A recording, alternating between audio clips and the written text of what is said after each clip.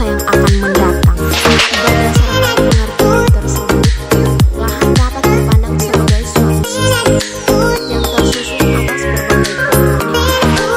Komponen-komponen tersebut dapat dibedakan menjadi dua, yaitu yang pertama komponen struktural dan yang kedua komponen fungsional. Kegunaan lahan merupakan aktivitas manusia dan dalam kaitannya dengan lahan yang biasanya tidak secara langsung tampak dari citra. Penggunaan lahan telah dikaji dari beberapa sudut pandang yang berlayanan, sehingga tidak ada satu definisi yang benar-benar tepat di dalam keseluruhan konteks yang berbeda.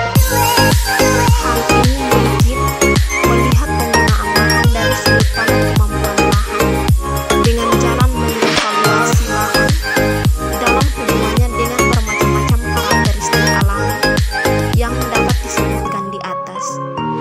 Penggunaan lahan berkaitan dengan kegiatan manusia pada bidang lahan tertentu, misalnya permukiman, perkotaan, dan persawahan. Penggunaan lahan juga merupakan pemanfaatan lahan dan lingkungan alam untuk memenuhi kebutuhan manusia dalam penyelenggaraan kehidupannya. Pengertian penggunaan lahan biasanya digunakan untuk mengacu pemanfaatan masa kini atau present or current land use. Oleh karena aktivitas manusia di bumi bersifat dinamis, maka perhatian sering ditujukan pada perubahan penggunaan lahan, baik secara kualitatif maupun kuantitatif. Jenis-jenis lahan pertanian ada dua, yaitu berdasarkan bentuk fisik dan ekosistemnya. Yang pertama, lahan kering. Pengertian pertanian lahan kering adalah lahan yang dapat digunakan untuk usaha pertanian dengan menggunakan air secara terbatas dan biasanya hanya mengharapkan dari curah hujan atau menunggu hujan pada umumnya.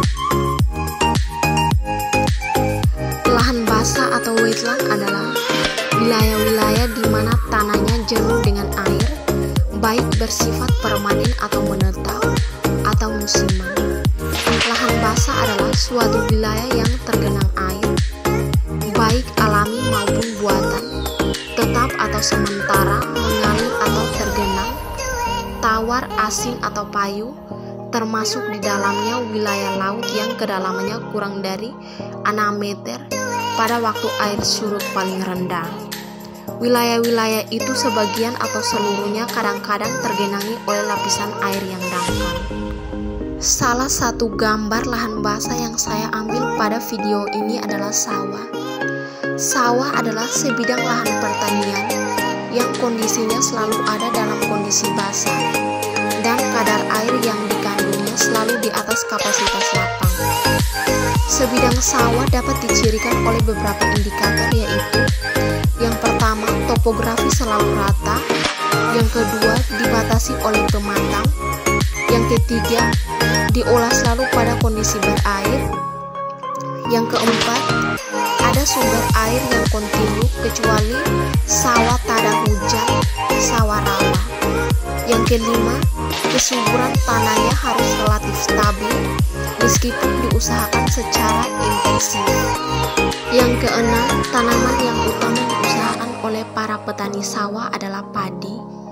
Sawah berdasarkan sistem irigasinya atau pengairan dibedakan menjadi beberapa macam, yaitu sebagai berikut.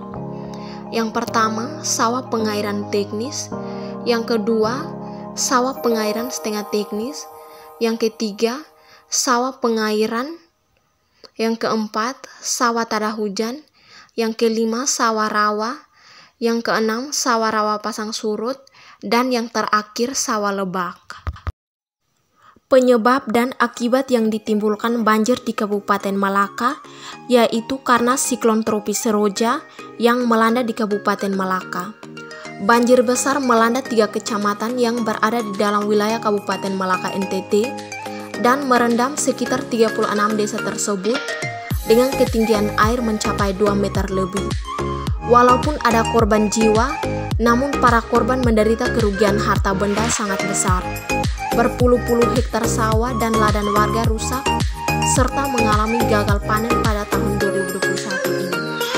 Sedangkan hewan ternak seperti sapi, babi, kambing, dan ayam mati tersapu banjir. Rumah-rumah warga pun tidak luput dari hantaman banjir yang disertai material untuk pekan tersebut.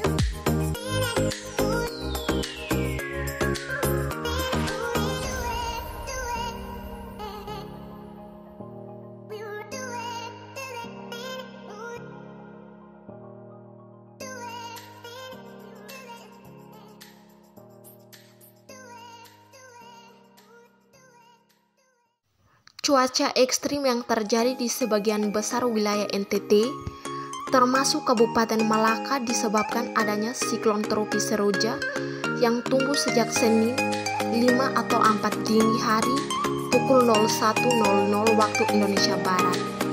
Siklon Seroja yang sudah mulai tumbuh sebagai bibit siklon sejak Jumat 2 atau 4 di wilayah tersebut menyebabkan hujan intensitas lebat, gelombang tinggi, dan angin kencang. Wilayah yang terdampak siklon Seroja yaitu Kabupaten Flores Timur berupa banjir bandang yang menimbulkan korban jiwa, Lembata, Sumba Timur, dan angin kencang di Kota Kupang. Selain korban jiwa, kerusakan berbagai fasilitas umum dan rumah warga juga tidak terhindarkan serta ratusan warga mengungsi.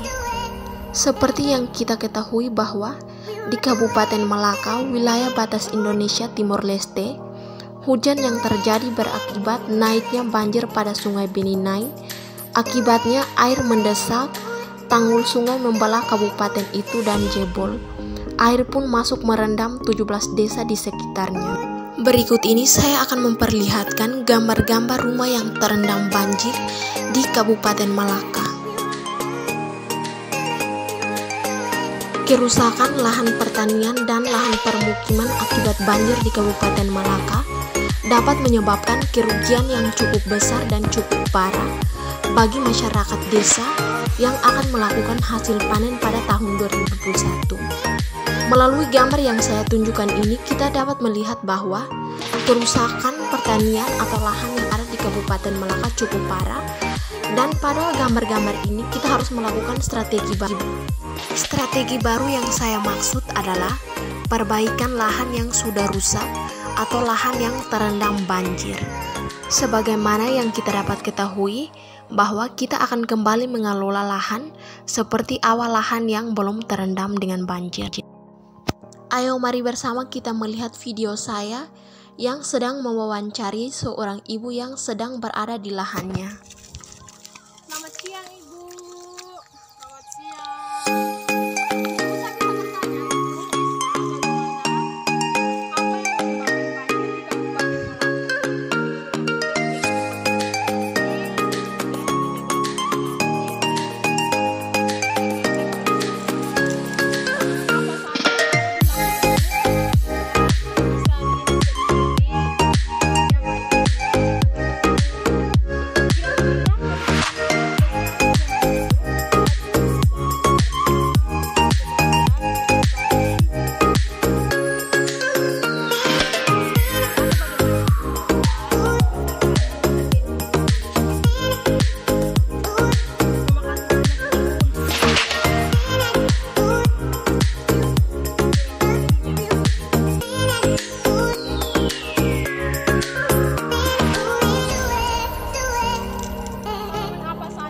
Bisa kita lihat bahwa dari hasil wawancara saya kepada ibu ini mengatakan bahwa mereka cukup berkerugian cukup besar atas gagal panen mereka pada tahun 2021 ini.